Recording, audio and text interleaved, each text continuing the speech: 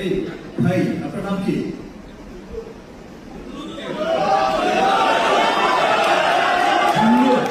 জিল্লু জিল্লু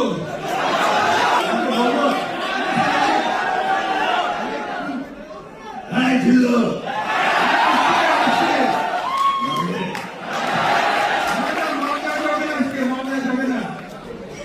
দেখেন, সিনেমাতেও জিল্লু পেলাম, এখানে এসে ভাইয়ের নাম পাল্টে উনিও জিল্লু পেলাম।